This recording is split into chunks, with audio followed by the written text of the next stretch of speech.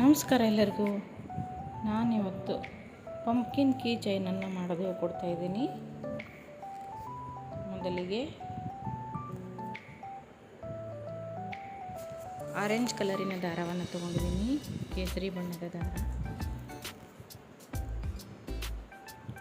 ಈಗ ಇದರಲ್ಲಿ 15 ಚೈನ್ ಸ್ಟಿಚ್ಚನ್ನು ಹಾಕ್ಕೊಂಡಿದ್ದೀನಿ.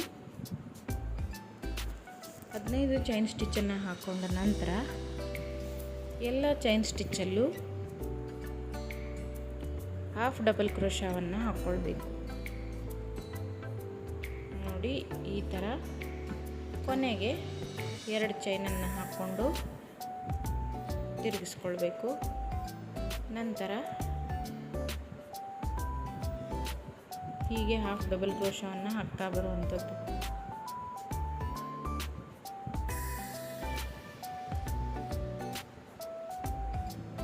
ಎಲ್ಲದರಲ್ಲೂ ಇದೇ ರೀತಿ ಹಾಫ್ ಡಬಲ್ ಕ್ರೋಶವನ್ನು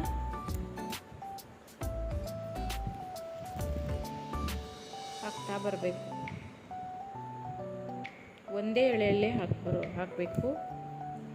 ನೋಡಿ, 2 ಎಳೆ ಇರ್ತದಲ್ವ, ಇಲ್ಲಿ ಒಂದೇ ಎಳೆಯಲ್ಲಿ ಮೊದಲಿನ ಎಳೆ ಬಿಟ್ಟು ಹಾಕ್ಕೊಳ್ಬೇಕು. ಅಂದರೆ ಕುಂಬಳಕಾಯಿ ಡಿಸೈನು ಬರ್ತದೆ.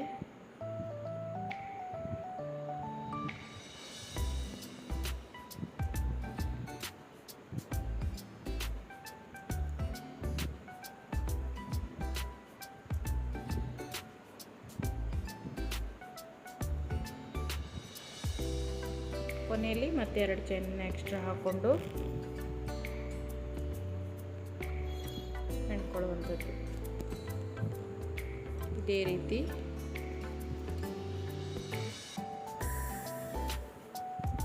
ನೋಡಿ,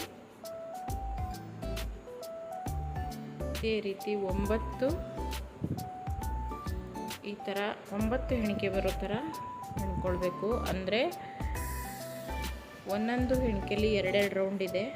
9 18 ರೌಂಡನ್ನು ಹಾಕ್ಕೊಳ್ಬೇಕು. ನಂತರ ಈ ತುದಿಯಿಂದ ಆ ತುದಿಗೆ ಸ್ಲಿಪ್ ಸ್ಟಿಚ್ಚನ್ನು ಹಾಕ್ಕೊಳ್ಬೇಕು.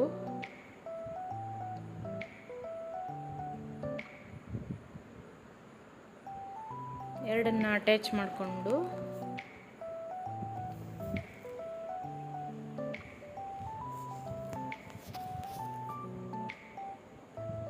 ಈಗ ಈ ದಾರವನ್ನು ಕಟ್ ಮಾಡದೆ ಸ್ವಲ್ಪ ದಾರ ಉದ್ದ ಬಿಟ್ಟು ಕಟ್ ಮಾಡಿಕೊಳ್ಳುವಂಥದ್ದು. ಆ ದಾರಕ್ಕೆ ಒಂದು ಸೂಜಿಯನ್ನು ಹಾಕ್ಕೊಂಡು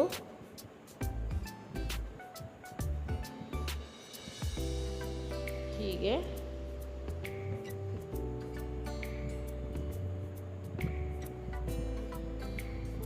ಹೊಲಿತಾ ಬರುವಂಥದ್ದು.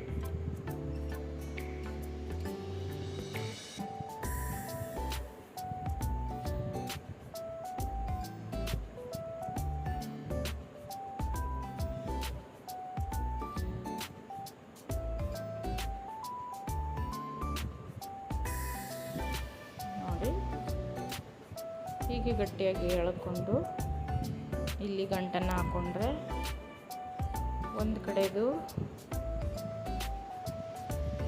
ಹೊಲಿದಾದ ಮೇಲೆ ಮತ್ತೊಂದು ಕಡೆಗೆ ಹೊಲ್ಕೊಳ್ಳೋಕ್ಕಿಂತ ಮುಂಚೆ ಇದ್ರ ಒಳಗೆ ಹತ್ತಿಯನ್ನು ತುಂಬಬೇಕು.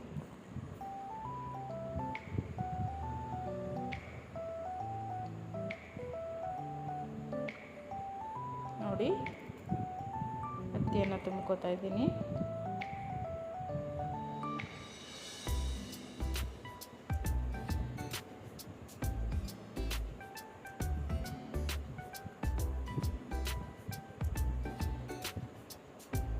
ಹೀಗೆ ಕುಂಬಳಕಾಯಿ ಕಾಣೋ ಥರ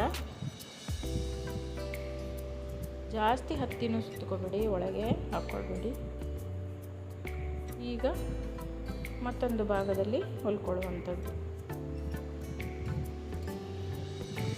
ನೋಡಿ, ರೆಡಿ ಆಯಿತು. ಇದು ಶೇಪು ಬರಲಿ ಅಂತ ನಾನಿಲ್ಲಿ ದಾರವನ್ನು ಸುತ್ತಾ ಇದ್ದೀನಿ. ನೀವು ಇದೇ ಥರ ಸುತ್ಕೊಳ್ಬೋದು ಅಥವಾ ಹಾಗೆ ಬಿಡ್ಬೋದು.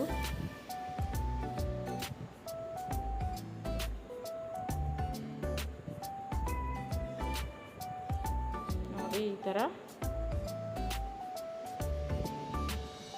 ಗಟ್ಟಿಯಾಗಿ ಎಳ್ಕೊಂಡು ಈಗ ಪಂಪ್ಕಿನ್ನಿಗೆಲ್ವ ಎಲ್ಲ ಹೊರಗಡೆಯಿಂದ ಈ ಥರ ಶೇಪ್ ಇರ್ತದಲ್ಲ, ಅದೇ ಥರ ಹೀಗೆ ಮಾಡ್ಕೊಳ್ಳೋದ್ರಿಂದ ಆ ಶೇಪ್ ಬರ್ತದೆ.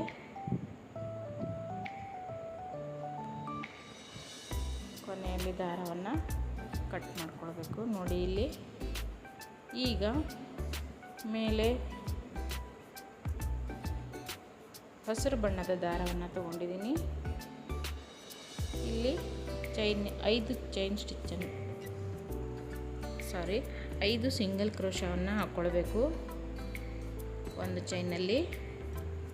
ಹೀಗೆ ಸಿಂಗಲ್ ಕ್ರೋಶವನ್ನು ಹಾಕ್ಕೊಂಡಾದಮೇಲೆ ಒಂದು ರೌಂಡ್ ಆದಮೇಲೆ ಮತ್ತೊಂದು ರೌಂಡಲ್ಲಿ ಪ್ರತಿ ಸಿಂಗಲ್ ಕ್ರೋಶದಲ್ಲಿ ಒಂದೊಂದು ಚೈನನ್ನು ಹಾಕ್ಕೊಂಡು ಮತ್ತೆ ಮುಂದಿನ ಚೈನಲ್ಲಿ 2 ಚೈನನ್ನು ಹಾಕ್ಕೊಳ್ಬೇಕು.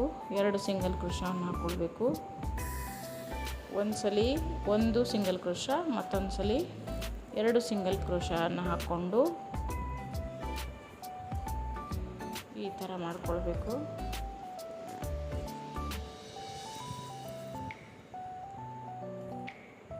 ನೋಡಿ ಈಗ ಇಲ್ಲಿ ಇಟ್ಟು ನೋಡಿಕೊಂಡು ಈಗ ಸೂಜಿ ದಾರ ಸಹಾಯದಿಂದ ಹೀಗೆ ಹೊಲ್ಕೊಳ್ಳುವಂಥದ್ದು. ಸುತ್ತಲೂ ಇದಕ್ಕೆ ಅಟ್ಯಾಚ್ ಮಾಡ್ಕೊಂಡಾದಮೇಲೆ ಕೀ ಚೈನಿನ ರಿಂಗನ್ನು ಇದಕ್ಕೆ ಸೇರಿಸಿ ಹೊಲ್ಕೊಳ್ಬೇಕು. ನೋಡಿ